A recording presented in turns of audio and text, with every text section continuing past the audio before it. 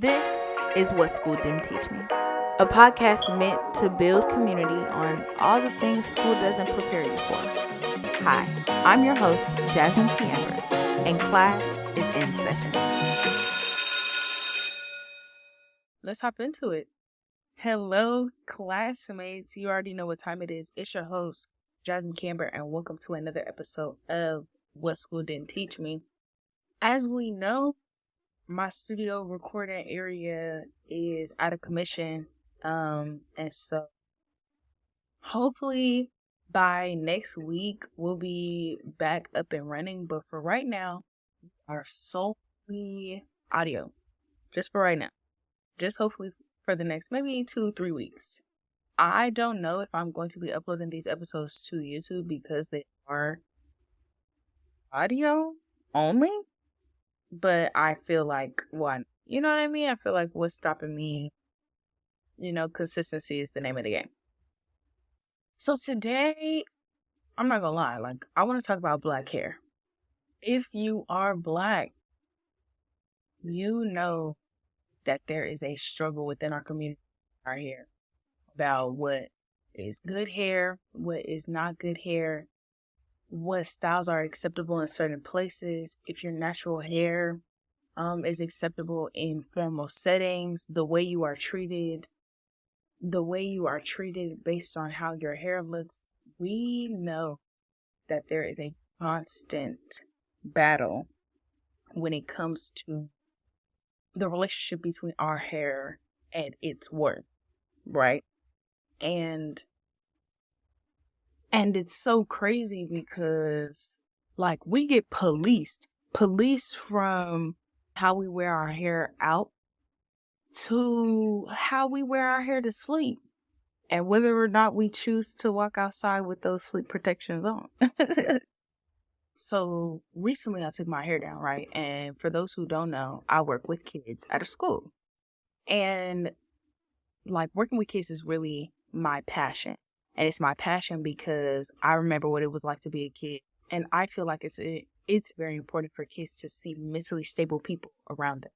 I feel like it's important for kids to have mentally stable people around them, but then it's also important for them to have a safe space in adults to come to. You can't always go to your parents, you need a safe space.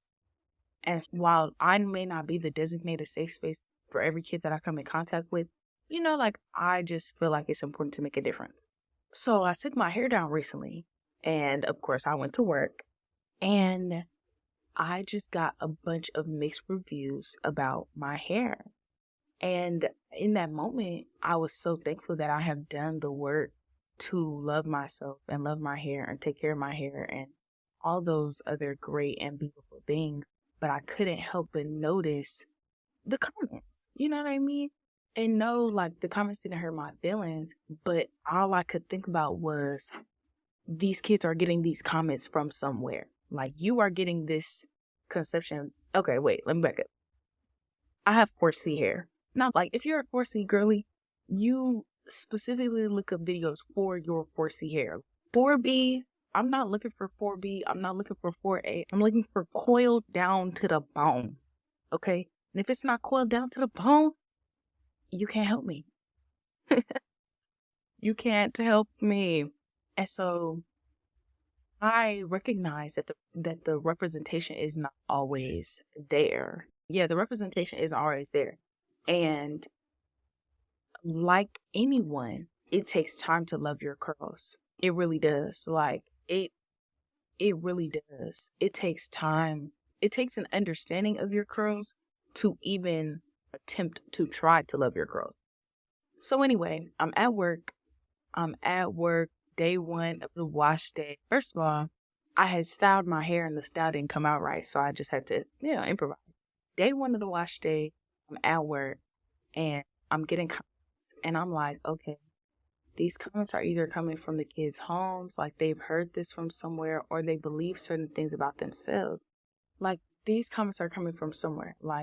They don't realize deeply rooted what they're saying is in their head. It's just, they're making jokes. They're expressing surprise. They're doing this, they're doing that. but they don't realize, not even from a self-esteem standpoint, but they just don't realize Yourself. degrading certain comments really are.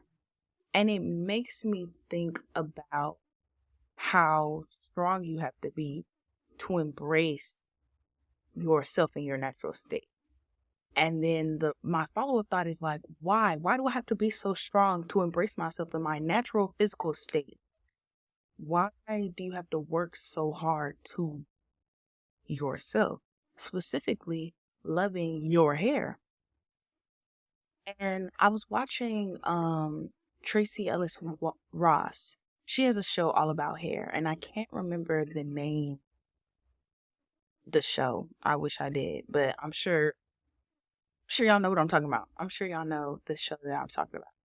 And one of the first, like, I think her first episode was with Oprah, and one of the first questions she asked Oprah was, "What was the earliest thing you knew about your hair?"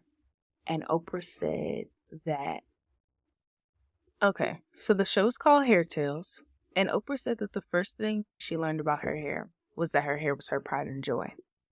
Then she was talking about how she learned that you would get your hair straightened for special occasions. And essentially how that creates the idea that straight is better, right? And I'm sure at some point we kind of all learn, well, maybe not all of us. And if you didn't learn it, thank God. But at some point we all believed that like straight was better. Like straight hair was more manageable. It was more tamed. It was neat and put in place. You could put it in more style. It made you look more mature, yada, yada, yada. All these things about straight hair that our curls, our hair in its natural state could not provide us, right? Yeah. And I can't recall like the earliest thing that I learned about my hair.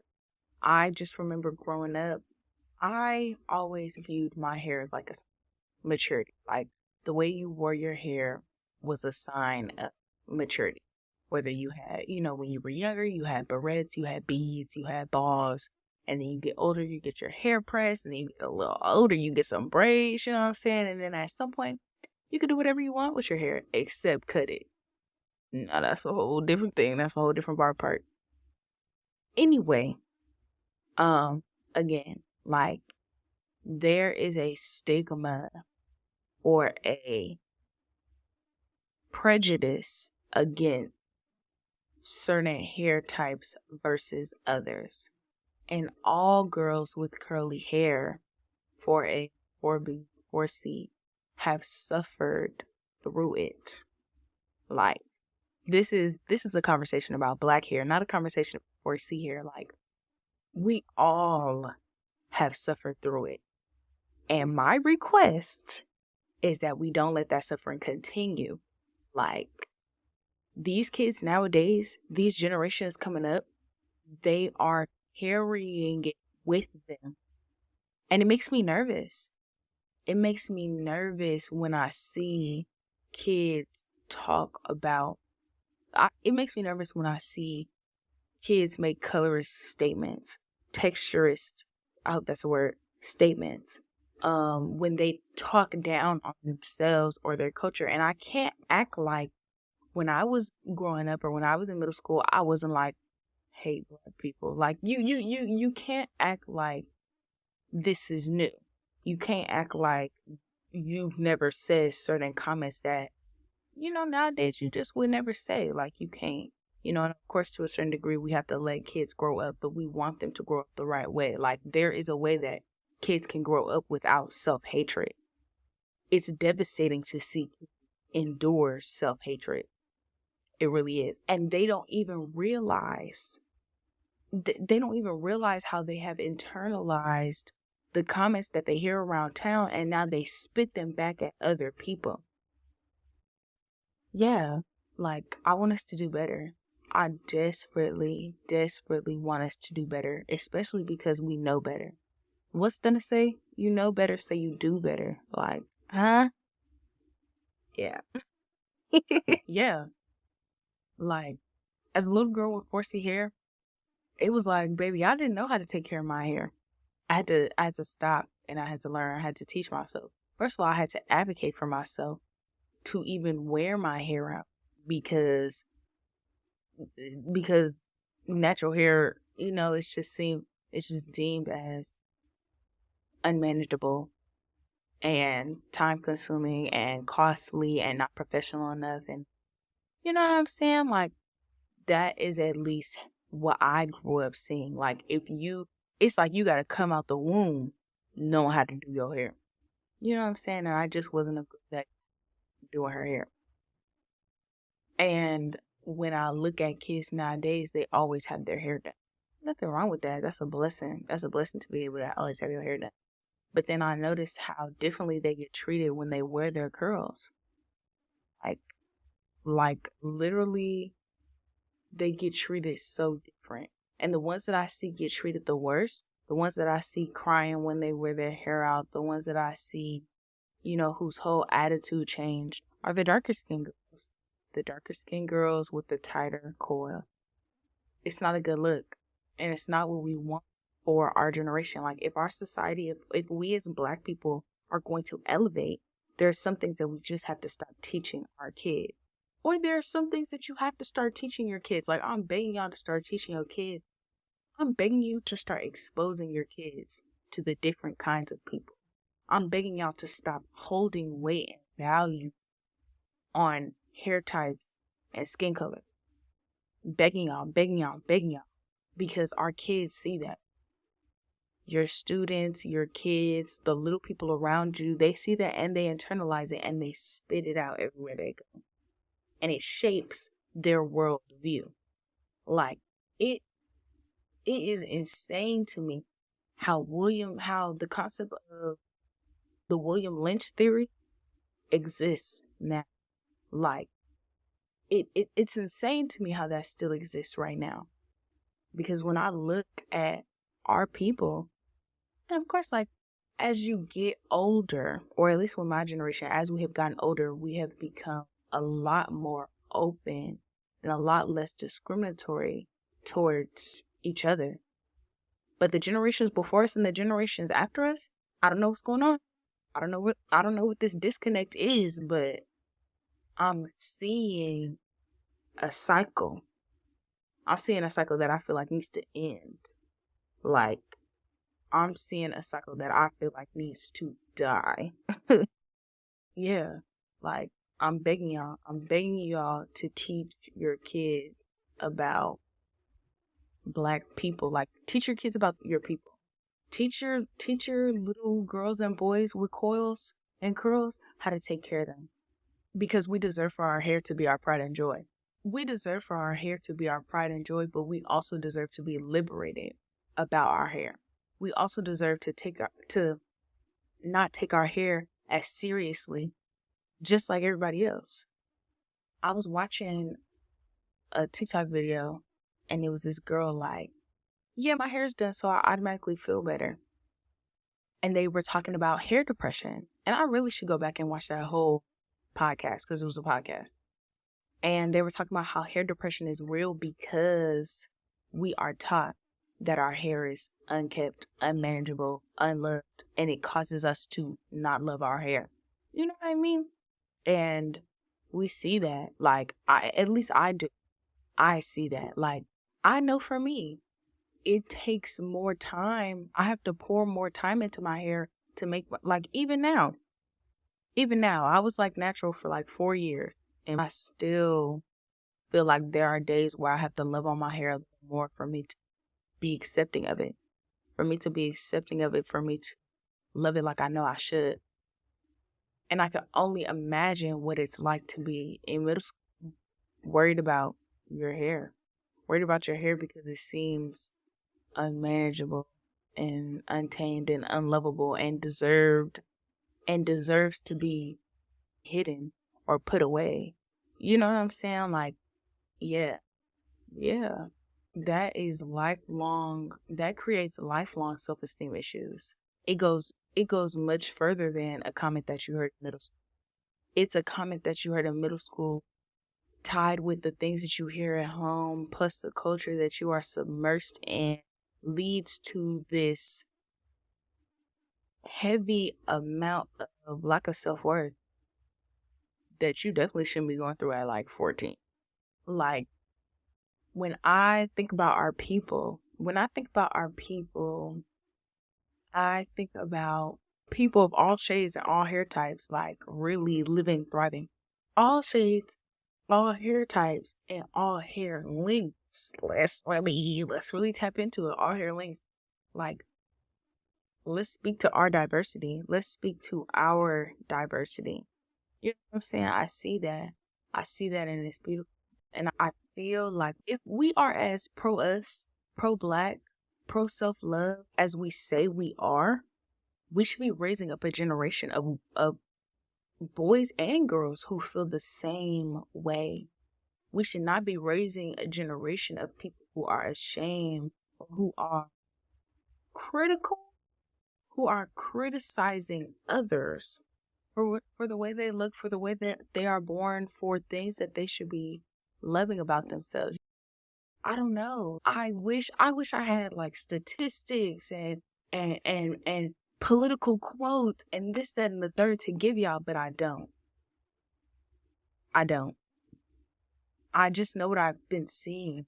Like, I have physically been seeing boys and girls come around with their curls and get knocked down by people who had their hair done, or by people whose hair, they're walking around, their hair is blow dried, people who may have a different skin color than them. I'm walking around and I'm looking at people still calling hair a bird's nest, people still calling people's hair nappy, people still like like like boys making girls cry because their hair type. And it's devastating. It's devastating. Like, and I know, because I'm older, like, because I've gotten older and I've gotten to know my hair and I've gotten to love myself for who I am, I know that it don't have to be this way. I know that if you learn how to take care of your hair, if somebody teaches you how to embrace your curls and this, that, and third, you don't have to be ashamed. But I feel like that starts at home. So if you got a little person around you, teach them to love their hair. Like, teach them to be passionate and to be advocating about their curls. You know what I'm saying? And instead of creating an environment where we tear down each other for the difference in our hair types or the difference in the way that we look, let's help each other out. Let's put each other on products. Let's share what works for us. Let's talk about our hair care journeys. Like, there are a million things we could do instead of tearing each other down. It's not good for our community where it is and where it's going. It's not good for the generation that we are raising, the generation that is more submersed in social media than we are, the generation that is dealing with comparison at a greater level than we were. Like, I don't know about y'all, but I grew up with social media. Bad. Snapchat, Instagram. We wasn't on Facebook. We was off of that. Snapchat, Instagram, Twitter. We was on that. On that. And Instagram is known for the Instagram baddies. You know what I'm saying? The baddies who always have their hair done. The baddies who have the best clothes, the best shoes, the best jewelry. You don't see those girls with their curls out. You don't. And if you do see them with their curls out, their curls are down their back. And it's nothing wrong with that. We should be teaching art to embrace their hair at every stage. We should be teaching them that there is love for their hair at every stage. Whether you have a teeny weeny afro, or whether you are looking like Issey May. Like, there should just be more love circulating the Black community and Black hair. Period. There should be more love for Black hair. Period. And not just you and your Black hair. I'm talking about the little girl down the street. Like, when you see people with curls, compliment their curls. You never know what that's going to do for a little person. A little boy, a little girl whose hair has been called nappy and dry their whole life. Or nappy and greasy. Like, Like, let's not act like people don't get criticized. Let's not act like people don't get criticized even when they do take care of their hair. It's always something to say. It's always something to say. And we, as we get older, we as mentors, we as people who have gone through any type of personal development should be creating an atmosphere where people don't even have to do as much work as we do. Period. Like, period. I'm talking about nipping insecurities in the bud, right when they start, right at the source. Yeah, that's it. Like, that's it.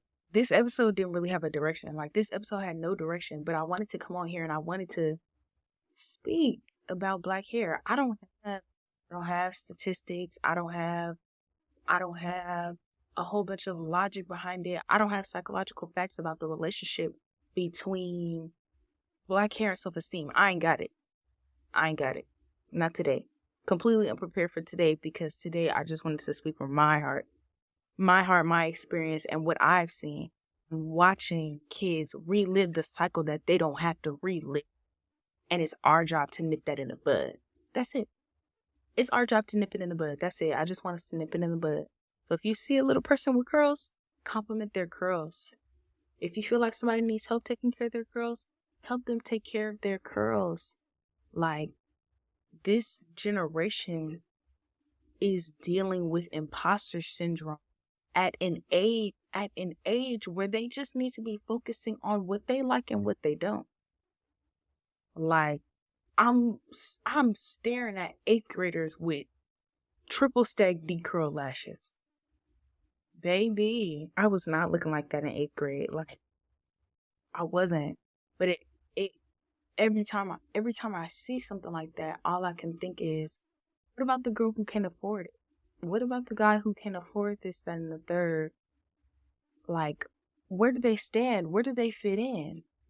What about the person who doesn't know how to dress the flyest, or doesn't know how to take care of their hair, or, their parents may not have the money for a spray ground backpack because that's what the kids want these days.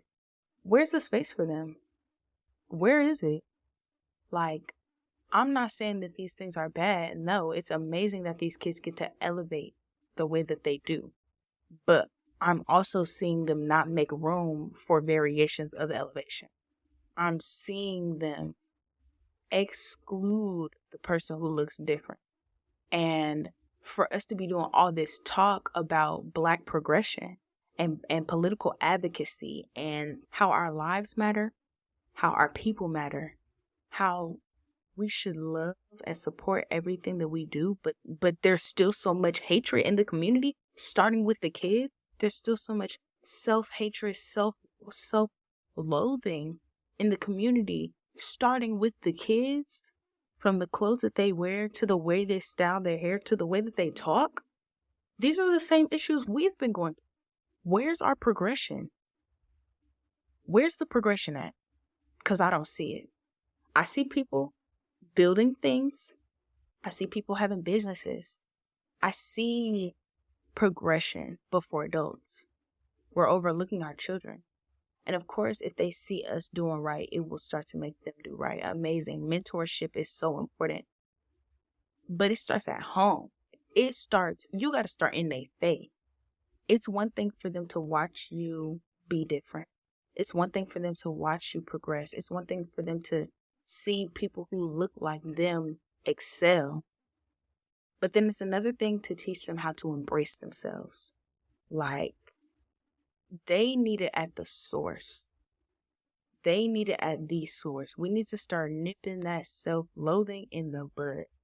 And for me, and for this episode, it starts with hair. It starts with Black hair. Like, if we want to, not today, but if we wanted to, we could go into a whole conversation about colorism in schools.